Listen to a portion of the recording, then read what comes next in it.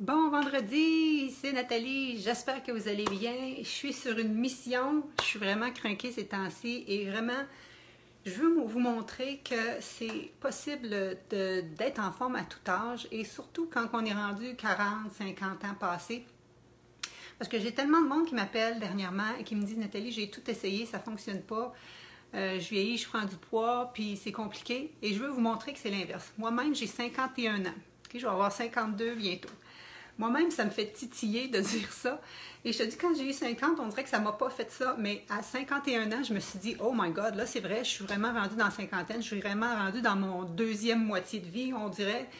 Et ça me stressait un peu. Et ce que je me suis dit, c'est que je me dis, non, prends ça autrement, Nathalie. Tu vas être justement... je me suis donné pour mission de montrer que c'est possible à tout âge d'être au sommet de notre forme. Donc, moi, je fais mon maximum justement pour rester en forme, pour être un bel exemple pour vous.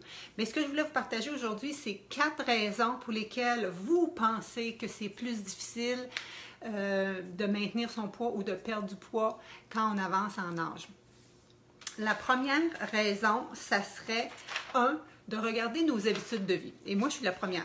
OK, des fois, comme j'ai des gens qui m'appellent et qui me disent « Ah, Nathalie, j'ai pris une livre ou deux dans les dernières années. » Et donc, ça fait que ça s'accumule. Puis je suis rendue à 10, 15, 20 livres en trop.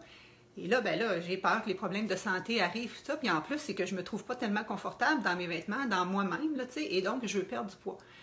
Mais quand on regarde les habitudes de vie, je me souviens qu'il y en a une, elle me disait « Ouais, mais là, je me suis fait un conjoint, donc on va plus souvent au resto, on mange plus, on prend plus souvent du vin, tu sais, on fait nos commissions plus en voiture, on marche moins. Oui, on va à nos petites classes de yoga, mais dans le fond, on est moins active au quotidien et on passe plus d'heures au bureau, tout ça. Donc, nos habitudes de vie font en sorte que bien souvent, on est peut-être un peu plus sédentaire qu'on l'était plus jeune. M'entendez-vous bien? Me voyez-vous bien? Faites-moi un petit thumbs up si vous m'entendez bien. OK, donc, regardons nos habitudes de vie. Et le numéro 2, ce que je voulais vous dire, c'est que on arrête souvent de se dépasser. On arrête de progresser. Ça veut dire que les gens me disent « Nathalie, moi, ça fait des années, je vais faire ma petite routine au gymnase, puis tout ça. Puis avant, ça allait bien, je réussissais à maintenir mon poids, puis maintenant, je ne réussis plus. » Il y a deux choses là-dedans. C'est que, notre corps s'habitue. La routine qui était challengeante pour vous il y a un bout de temps, puis qui réussissait à vous amener les résultats, votre corps est peut-être rendu plus en forme, puis vous avez besoin de plus maintenant pour arriver au même résultat. Si avant, tu faisais rien qu'un petit demi-heure de tapis roulant, puis tu étais en business, à cette heure, tu as peut-être besoin de plus. Ton corps s'habitue, et donc tu as toujours besoin de te challenger. En bon français, ça voudrait dire c'est ça, de te surpasser. Il ne faut pas que tu continues à faire les mêmes choses que tu as toujours faites. Si tu veux avoir des résultats différents, il faut que tu y ailles différemment. OK? Donc ça, c'était mon point 2. Ce que je voulais dire aussi, c'est que je veux juste que vous essayiez de visualiser ça. Quand tu perds, mettons que tu veux perdre du poids puis que tu te mets à manger un peu moins. Quand tu manges moins, tu vas perdre du poids. Tu vas perdre de la masse adipeuse, mais tu vas perdre aussi de la masse musculaire. Est-ce que tu comprends ça? Donc, à la limite, tu es la même personne, mais en plus petit. Tu es la même personne, mais encore flasque, encore avec un petit bedon, par exemple. Si tu veux être plus tonique, il faut que tu fasses d'autres choses. Il faut que tu continues à garder ton métabolisme élevé. Et là, quand tu fais ça en réduisant les calories, tu diminues ton métabolisme, donc tu n'es pas gagnant. Il faut que tu réussisses à augmenter ton métabolisme. Et ça, je vais en parler beaucoup la semaine prochaine parce que je vous invite dans mon défi 5 jours Mind Body Reset. J'étais pour vous donner une des réponses à un des mythes, mais en tout cas, la semaine prochaine, à tous les midis et demi, je suis live exactement ici sur cette page avec vous pour démystifier un des mythes en alimentation, entre autres. Et il y aura en plus un coaching motivation et il y aura en plus un coaching fitness. On s'en reparle tantôt. Tout ça pour dire que si tu veux être différente, il faut que tu te challenges, il faut que tu te surpasses et qu'il faut que tu changes tes méthodes d'entraînement qui allaient bien avant, mais que maintenant, il faut que tu bouges autrement parce que notre métabolisme diminue. On ne peut pas le nier, notre métabolisme diminue avec l'âge. Moi, je le sens depuis, je te dirais, 4-5 ans que faut que je travaille un petit peu plus fort ou plus différemment, que je devrais dire, plus efficacement, que je devrais dire, pour garder mon tonus. Parce que sinon, je le sens que mes bras, ils deviennent plus mous. Je le sens que ma masse musculaire, il faut que je fasse d'autres choses pour l'entretenir. OK? Donc, moi, j'ai 51 ans, 52 ans, et ça paraît, pour certaines personnes, dès 42, 43 que ça paraît. Et si on est rendu à 57, 58, puis qu'on est ménopausé en plus, bien là, c'est sûr que ça change. Allô, Chantal, José, Isabelle, Lise, super, je suis contente qu'il y a du monde avec moi. OK, donc ça vous parle. Numéro 1, on regarde nos habitudes de vie, souvent, on se pense bien, bon, mais quand on s'arrête, on bouge moins peut-être, on prend plus d'alcool, on mange différemment, les petits fromages en fin de repas, toutes ces choses-là. OK? Les petits apéros, il faut regarder nos habitudes de vie. Le deuxième point, c'était qu'on arrête de progresser, on arrête de se dépasser, de se surpasser au niveau de nos entraînements. OK? Le troisième, je vous dirais, ça c'est très fréquent, on dirait qu'on rentre dans le moule. On entend dans les médias, à la radio, dans les revues, etc., que c'est normal en vieillissant de prendre du poids. C'est normal en vieillissant de prendre de petits bedons. C'est normal en vieillissant d'être moins en forme, d'être plus blessé, que notre cholestérol commence à augmenter, notre glycémie commence à augmenter, que c'est normal qu'à la limite, on s'en va à faire de l'ostéoporose. Puis là, nous, on entend ça, puis on croit ça. On embarque dans le moule. Et c'est pas obligé d'être ça, notre réalité. Ça, moi, j'aime à dire que c'est la réalité si on continue à faire ce que tout le monde fait, OK? Mais on a le droit de changer. On a le droit de changer, j'ai envie de voir autrement. Et c'est vraiment ce que je vous propose pour ça. Donc, on dirait que quand on regarde dans les médias, là, ceux qui sont en forme, ceux qui sont fit, c'est ceux qui sont jeunes.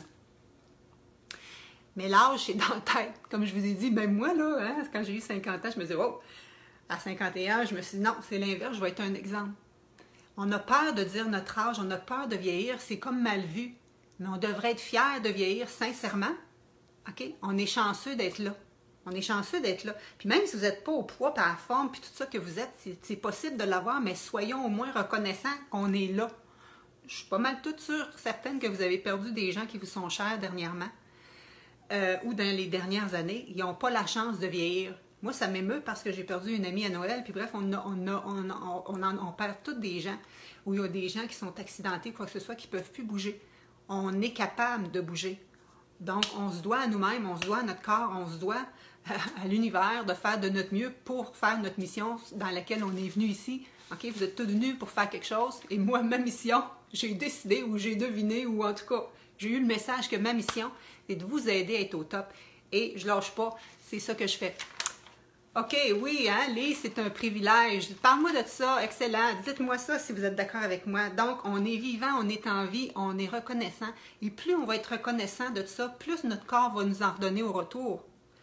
Hein, des fois, on attend de s'aimer avant qu'il se passe de quoi, puis on va aller à l'envers. On en reparle beaucoup de ça la semaine prochaine. OK, donc, on va aller chercher des gens qui nous inspirent. Hein? Nous, dans les médias, là, ils nous en montrent pas tellement, mais cherchons-en, nous autres, des gens qui nous inspirent. Et à la limite, moi, je veux quasiment en être une inspiration pour vous. Ou trouvez-en d'autres. Et même moi, c'est une des... Tu sais, qu'est-ce que je partage souvent dans mes médias sociaux? Oui, des informations en nutrition, oui, des informations en fitness, mais j'aime aussi beaucoup inspirer les gens. Et quand moi, je vois des gens là, qui ont 60, 70, 80 ans, ils participent à des courses à pied, comme j'aime ça afficher ça sur ma page Facebook, je trouve que c'est trippant. Un monsieur de 90 ans qui s'en va faire du saut en parachute, pourquoi pas? Nos limites, là, c'est dans notre tête. OK, dépassons ces limites-là, puis franchissons nos obstacles, puis my God, soyons en vie, OK? Et le quatrième, c'est que, ben ça revient un petit peu à ça, c'est qu'on a des fausses croyances. On a des fausses croyances que c'est difficile, que c'est plus possible de changer en vieillissant, que ça va être plus compliqué. Fait que là, on pense que c'est compliqué, donc ça va être compliqué. Hein? Tout ce que tu résistes persiste, puis tout ce que tu visualises, ben ça finit par être comme tu l'as pensé. Donc, si toi, dans ta tête, c'est donc compliqué, ben ça va l'être compliqué. Les gens m'appellent, OK, à tous les jours. Moins aujourd'hui, là, mais en général, je parle à des gens, là, beaucoup dans une semaine. Et les gens me disent, Nathalie, je comprends pas, j'ai tout essayé, puis ça marche pas, c'est compliqué. Et là, c'est quoi l'affaire? C'est justement, j'ai tout essayé. Vous souvenez-vous, ma dernière capsule, je disais les 3 clés pour atteindre et garder votre motivation. Essayez, là, il ne se passe pas grand-chose dans la vie.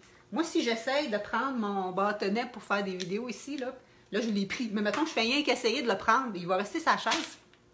Essayer, ça mène nulle part. Les gens qui réussissent dans la vie, là, ils s'engagent et ils le déclarent et il avance. Donc, c'est ça que je veux qu'on fasse ensemble. Oui, tu as peut-être essayé plein de choses par le passé, mais tu n'as peut-être pas embarqué à 100%. Ou si tu as embarqué à 100%, c'était peut-être pas la bonne avenue pour toi. Comme je vous ai dit, les coachs ne sont pas tous pareils. Et si vous voulez être certain d'avoir une bonne démarche, allez-y avec quelque chose qui est vraiment scientifiquement reconnu, une approche globale qui comprend vous, qui comprend l'environnement, qui comprend la théorie, qui vous donne des outils et qui vous amène vers vos résultats. Et ce que je veux juste vous dire, vous êtes d'accord avec moi, il y a beaucoup de mouvements en nutrition. Et par exemple, ces temps-ci, on parle beaucoup de diminuer les féculents, soit avec la keto diet, la diète cétogène, où là, on les enlève presque toutes, puis 70% de notre alimentation, c'est des gras. Ou le paleo diet, qui est moins extrême, mais qui vise quand même beaucoup les protéines, réduire les féculents. Il y a beaucoup de bons dans le paleo diet, mais ce que j'entendais encore hier, déjeuner avec des saucisses, avec un petit peu de gras sur le dessus, puis de l'avocat. Dîner avec du poisson, manger de la viande au souper, manger des fromages ou des yogourts en collation. On s'entend-tu que c'est des protéines animales all the way 3 à 5 fois par jour? Oui, tu vas perdre du poids, mais c'est-tu vraiment ça qui est le plus important pour toi? Moi, à la limite, là, oui, être dans un poids que je suis confortable pour être bien dans ma peau, c'est intéressant. Mais ma mission pour vous, c'est pas de vous faire perdre du poids. Oui, par la bande, par ricochet va-vite, là, mais ma mission pour vous, c'est de vous aider à être au sommet de votre forme, dans le poids dans lequel que vous êtes bien, mais vous aider à vieillir en santé, OK? Alors, qu'est-ce que ça fait si tu diminues ton poids, mais par la bande, tu crées beaucoup d'inflammation dans ton système et tu te mets à risque de développer d'autres problématiques de santé? T'es-tu gagnant? Pas dans ma tête à moi. Si c'est ça que tu veux, je te le dis tout de suite, je ne suis pas ta coach. Parfait, je ne peux pas être la coach de tout le monde. Mais si toi, tu as vraiment envie d'aller à une avenue qui a de l'allure, qui est aussi bonne pour toi, pour ta santé, pour prévenir les maladies chroniques ou même les renverser si tu en as, et je te dirais que c'est la solution aussi pour la planète. OK? Hey, c'est pas des deux de pique, là. L'OMS, l'Organisation mondiale pour la santé. Le rapport Eat Lancet, E-A-T, Lancet, je ne sais pas si vous êtes au courant, ça a sorti 2 semaines avant le nouveau guide alimentaire canadien. On a pris les chercheurs les plus reconnus partout sur la planète, on leur a fait faire une analyse de ce serait quoi l'alimentation optimale pour la santé de l'humain, OK? Pour être en santé, et en même temps pour la planète, sans bousiller toutes nos ressources naturelles présentement. Parce que là, présentement, là, notre planète, elle s'en va rien qu'en 2050. Je ne sais pas si tu sais, j'ai eu une fille, moi, en 2004. En 2050, elle ne sera pas tellement vieille. Où est-ce qu'ils vont être, nos enfants, dans ce temps-là? Si on veut leur léguer une planète en santé, bien, il faut que ça joue aussi dans notre assiette. Alors, le contenu de ton assiette, oui, ça peut jouer sur ta santé à toi, mais pensons plus large, la santé de tes enfants puis la santé de tout le monde en général. En tout cas, moi, ça me tient à cœur et je pense de plus, les gens commencent à y penser. Hein? Levez votre thumbs up là, si ça vous préoccupe vous aussi. Donc, le rapport Eat Lancet, l'Organisation mondiale pour la santé et le nouveau guide alimentaire canadien que j'aurais jamais pensé autant citer cette année. Parce qu'avant, j'enseignais un peu contre le guide. Mais là, il enseigne vraiment la même chose que je dis depuis plus que 15 ans. Avant, j'avais l'air d'une extraterrestre quand je disais mes recommandations. À cette heure, j'ai de l'air in. Je suis tellement contente. Donc, l'alimentation optimale, il faut qu'elle aille de plus en plus vers le végétal. J'ai une dame un matin, elle me dit, Nathalie, je ne suis pas 100% végé, tes programmes peuvent-tu me convenir? Ben oui, personne n'est obligé d'être végétalien. Moi, je le suis, je ne suis pas arrivée là du jour au lendemain, j'ai progressé. Mais quand vous allez voir les bénéfices pour votre santé, sur votre bien-être, sur votre énergie et sur votre poids et sur votre portefeuille, vous allez vouloir en manger plus. Fait que même si tu fais juste 70-80% végé, puis on part où vous êtes, là, on part où vous êtes, puis je vous fais progresser, bien, tu vas voir énormément de bénéfices. Tu n'as pas besoin d'être 100% végé, mais tu as besoin de le faire comme il faut, puis il y a beaucoup de gens qui ne le font pas comme il faut. Donc, c'est ça mon message aujourd'hui. Mes 4 raisons pour lesquelles vous pensez que c'est difficile de remettre en forme, de perdre du poids ou de le maintenir sur le long terme, c'est que, on regarde nos habitudes de vie qui se sédentarisent graduellement. Et moi, je suis la première. Là, je suis en période que je n'ai pas de cours cette semaine. Je suis en période down de cours. Là. Je suis en période d'inscription puis de préparation. Et je peux passer bien des heures assis devant mon ordinateur. Il faut que je sorte là, pour faire de l'exercice. Parce que c'est facile de rester sédentaire. Et en parlant de ça, je reviens de relire encore hier un article qui parlait des effets de rester trop longtemps assis. Ça, je vais vous en reparler. Okay? Plus moi je le lis, plus il faut que je l'intègre en même temps que je vous l'enseigne. Le deuxième point, c'était qu'il faut se surpasser, il faut se challenger. On ne peut pas rester avec ce qu'on faisait qui fonctionnait avant. Il faut changer, dépasser nos limites. 3, on a peur de vieillir, on pense que c'est normal de prendre du poids, d'être pas en forme, de tous les bobos qui sortent. Tomalou, hein? Les gens me disent c'est l'âge du tomalou à matin. Non, c'est pas obligé d'être ça, OK? Mais pour pas que ça soit ça, il faut changer d'avenue et il faut être fier d'être en vie sur la planète. Et le 4e, c'est oublions nos fausses croyances que c'est difficile, parce que si tu te dis dans ta tête c'est difficile, ça va être difficile. Il y a moyen d'être autrement, mais le moyen de le faire, ça serait d'avoir un bon coaching et idéalement, comme je vous disais la semaine passée, dans ma dernière chronique où je vous disais les 3 clés, c'est de décider et trouver aussi un réseau de personnes comme vous qui veulent faire la même chose que vous. Et donc, j'en arrive à mon 5 jours Mind Body Reset du printemps, du 1er au 5. J'espère que vous êtes tous inscrits et invitez vos amis. Je veux du monde à la messe dans ce défi-là parce que moi, là, je suis sur une mission. Je veux défaire les mythes. Les mythes en alimentation, il en pleut. On va en passer un par un à tous les jours, live, à 12h30. Ici, vous allez me voir. Et en mindset, OK, pour changer vos pensées. Toutes ces fausses croyances-là, là, on va les aborder. Et ça, vous allez recevoir ça à 6h du matin dans votre boîte courriel. OK? Pour être ça, il faut que vous soyez inscrit, par exemple. Si vous voulez le recevoir par votre courriel, je ne peux pas le deviner si vous ne vous inscrivez pas. OK?